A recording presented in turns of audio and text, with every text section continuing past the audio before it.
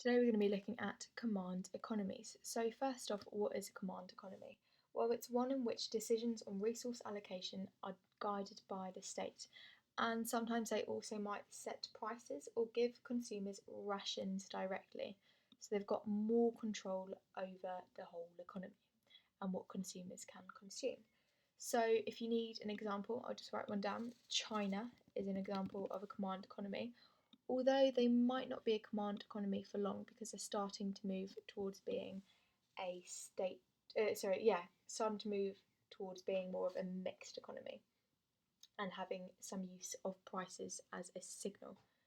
So this very famous economist known as Frederick Hayek, I think that's how you pronounce it, but he's just known as Hayek basically. He was very pessimistic about command economies because he was concerned about the information required to distribute resources effectively, and he thought that it was going to be impossible for the government to process information effectively. So he thought that the government would lack the correct information to actually be able to allocate resources efficiently. So they do have some advantages, as you can see over here. Well, first off, it enables the government to overcome market failure. So it might remove the income inequality from society by distributing income more fairly, or create a society that maximises social welfare rather than maximising profits. So an aim of a firm is often to maximise profits, but it tries to move this incentive away to try and maximise social welfare instead. And it can also prevent monopoly powers. So monopoly powers is actually in year 2 if you're studying it for A levels, so you go more into that, but basically monopoly power is just one that dominates the economy and therefore can kind of set whatever prices it wants, which can be bad for society. So it prevents these monopoly powers.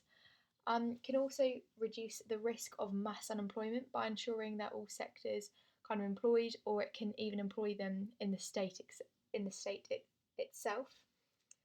And it promotes the use of merit goods. Now, a merit good is a good use. It's a good. It's a good It's a beneficial good, I should say, beneficial good or service to society.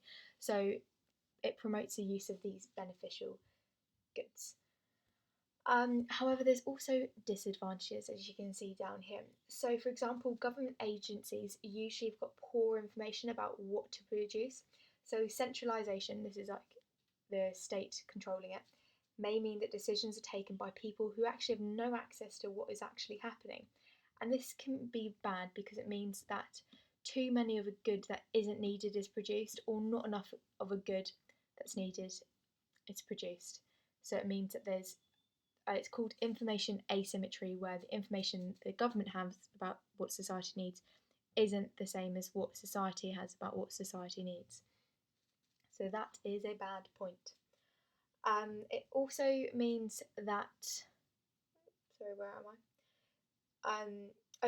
So the lack of competition, over here now, the lack of competition can hinder innovation, and this is because there's less incentive. So because the government are allocating prices and maybe distributing rations, means people don't have as much incentive to want to work, and this is bad for innovation because they become less efficient in their jobs.